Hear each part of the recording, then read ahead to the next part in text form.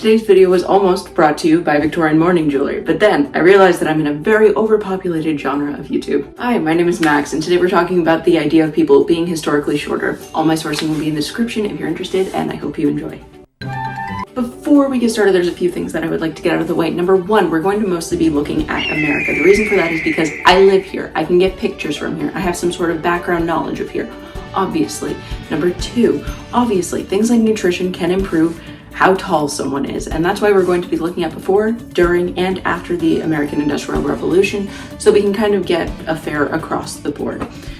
Everyone on the same page? Great, because we were never shorter. Whoa, a hook within a video, crazy. I know, so to correct myself, we weren't that much shorter. In 1710, the average adult height was about 171 centimeters, and to convert that for my fellow Freedom Unit users, that is around 5'7". As a side note, this chart that I'm using does include the averages of both men and women and averages them both out. And if we look at today's averages, that might stump the numbers a little bit, but the numbers are still good. Now that we have our before number, let's see if in 1877, which is the start of the American Industrial Revolution, it goes up at all. In 1880, we have to round a little bit here, sorry. Our average actually goes down from 171 to 169. For reference, that is still 5'7", but we did go down a little bit there. Now, the Industrial Revolution wasn't great in terms of labor practices and nutrition, and that can lead to a stunting growth, especially for child laborers, which are the ones that are growing. And I put myself through this like weird loop of being like, oh, but they would be shorter, but we should be looking at this or that. But then I had to remind myself that we're looking at the adult averages for 1877 or 1880, not how tall those child laborers were when they were adults. It was a weird moment, and I felt the need to clarify it in the script. I don't really know why. Anyway, let's jump to the end of the Industrial Revolution, which is 1900, and we went up just a little bit to 170, which is, again, still 5'7", but that is still less than the 171 we started with.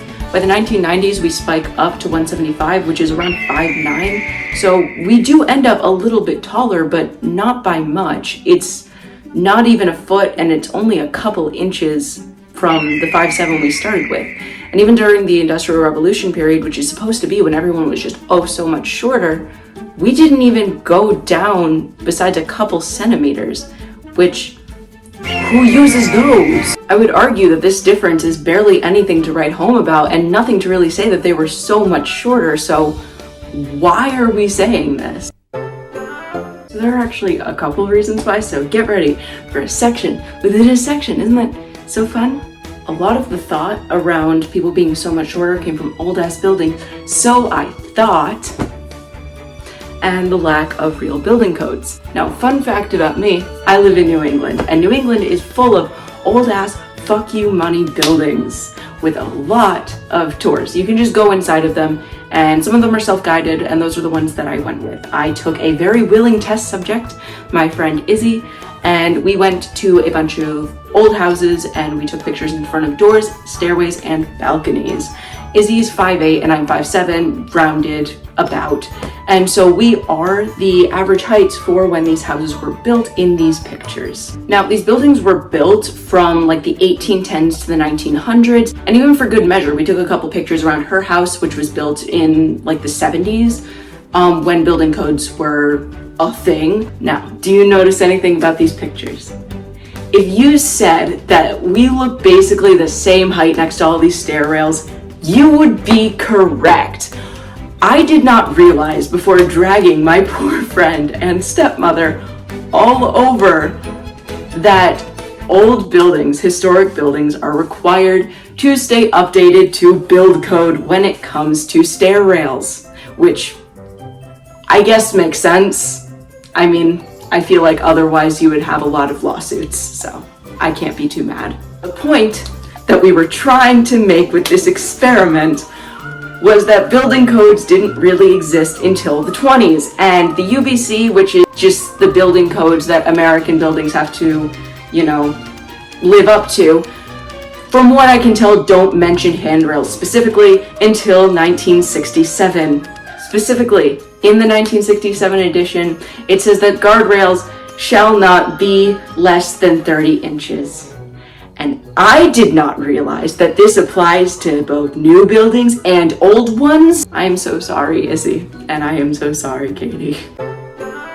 I was actually able to find a lot of other reasons why this myth came to be, why we still say it, and I couldn't find enough information on each individual other reason for there to be its own section, so it's speed round time. The biggest reason that I could find is because historians actually used to believe this.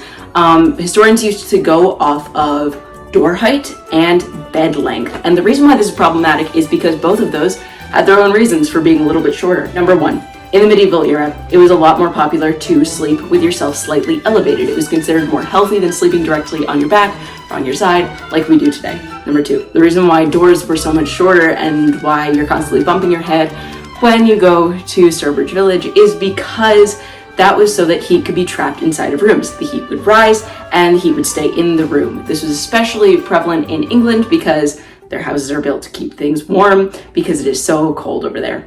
Apparently. Max, those aren't the Victorians, and that's what we're talking about right now. I know. I don't really have a reason why this got dragged out to the Victorians. As we can see, technically they were a bit shorter because of the Industrial Revolution, but it wasn't that much. My only thought is because historians originally did think that people were shorter, this kind of just got dragged out to the Victorians, or every time it was stated that, hey, the Victorians used to be a little bit shorter than us, it got exaggerated more and more, and now everyone thinks that they were like 4'2". The other thing is Victorian fashion technically creates a slight optical illusion, especially late Victorians. They were kind of elongated, if that makes sense. You had the lobster tail bustle in the back, and that can kind of make people look a little bit shorter. And also, the face of the Victorian era, Queen Victoria herself, was really short. She was very short. And she's kind of who you think of, and she was known for being very short. Here are some people trying to fix one of her dresses in a museum that we do still have. So even though me and my poor friend and stepmom did not get the results that we expected from the literal day-long experiment that I made them do, it still was fun, and this video would not have probably come to the conclusion that it did otherwise. I probably would have just chalked it up to stairwells, even if I hadn't gone, because they were technically shorter. They were like 20 inches. Either way though, it was fun to go out with them and see all of the old houses. Once again, all of the sourcing will be in the description if you want to check that out, and thank you.